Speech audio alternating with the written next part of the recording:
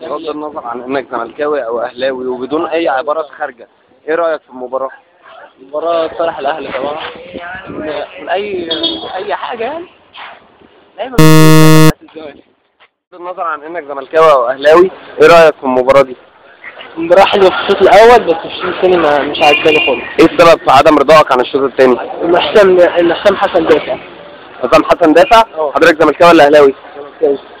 يعني رأي حضرتك حسام حسن يقدر يتحمل فرقة زي الزمالك؟ لا، انا عايز طارق يحيى. شكرا. نتيجة المباراة وبغض النظر عن حضرتك اهلاوي او زملكاوي، ايه رأيك في الأداء النهارده بصفة عامة؟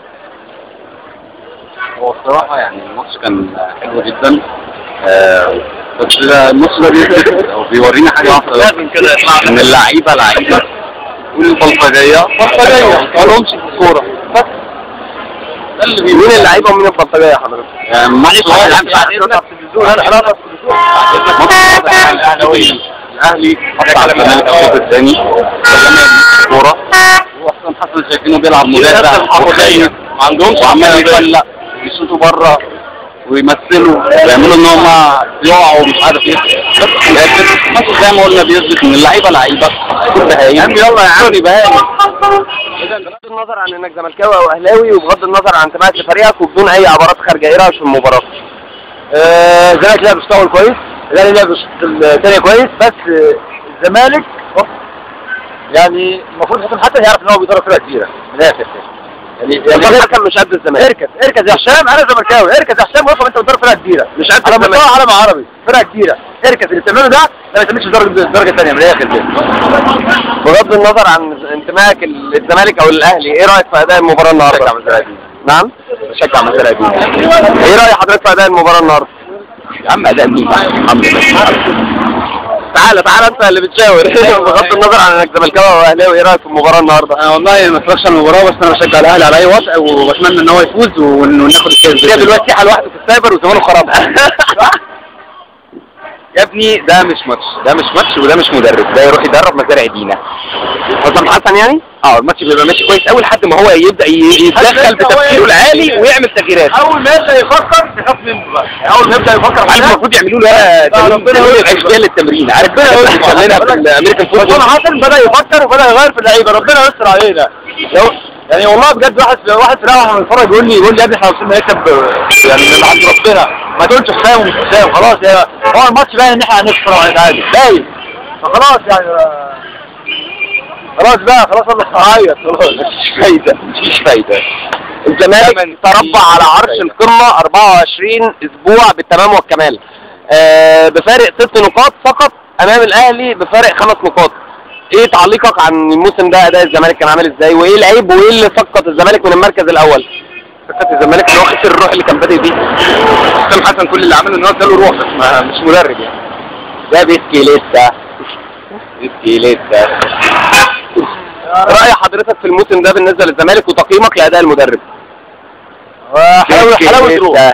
الزمالك الموسم ده كان بيلعب حلاوة روح. تتوقع للزمالك فوزه بالموسم المقبل أو كأس مصر السنة دي؟ نقم منه. يعني مفيش منافسة في كأس مصر السنة دي؟ كأس أحمد؟ كأس مصر. والله بالنسبة لكأس مصر هو ازاي بس؟ بسم الله الرحمن الرحيم. الإجابة إن احنا مش عايزين نحرق دمنا تاني، ما كنتش ناوي أنزل النهارده، بس احنا عندنا امتحان بكرة على فكرة، ونازلين سايبين الامتحان وجايبين ورق الامتحان وعايزين نذاكر، وسيبنا الامتحان وبنتفرج على الفيلم. انا مش هذاكر، انا كده خلاص. حسام حسن هيسقط. شلنا المادة يا حسام. هو رايح بيتكلم مانو الجوزيه. مانو الجوزيه ايه؟ برتغالي جنسية يتحدث البرتغالية حتى مع اللاعبين. قال له ايه؟ يعني هو قال له ايه؟ والنبي لا جاوبني فوق الكاميرا. يا رضا ما للاسف يا رضا هنعمل ايه؟ يا جوزيه خلاص يا رضا كلمة للزمالك بعد اذنك. اصبحت وصمة عار في جبين الزملكاوية ام هي فترة وستمضي؟ مثلا وصمة عار يا وصمة عار شديد. انيك لا ميكروباص يا ابني روح يا ابني خليها ميكروباص. قفلت الحوار يعني قفل الحوار ميكروباص. بغض النظر عن انك زملكاوي او اهلاوي وبغض النظر عن نتيجة المباراة، انا عايز رأيك في النتيجة وفي اداء الفريقين. انا اولا هتكلم على اداء الفريقين. انا اداء الفريق الزملكاوي عجبني قوي في الشوط الاولاني، بس الشوط الثاني رجع اتدحضر في الارض خالص.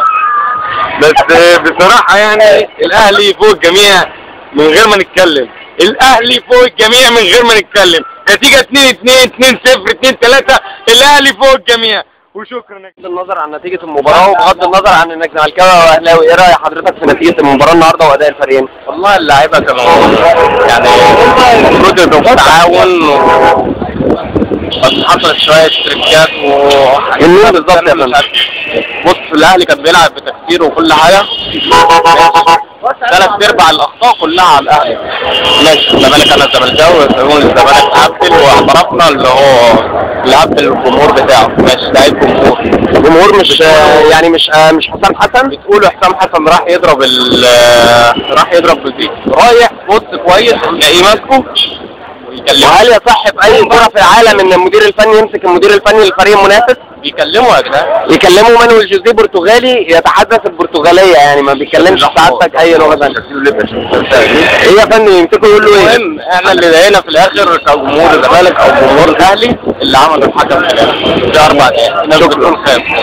شكرا. نظر عن انك زملكاوي او اهلاوي وبدون اي عبارات خارجه، ايه رايك في المباراه النهارده ما بين الزمالك والاهلي؟ بس كان بيلعب حلو بس لا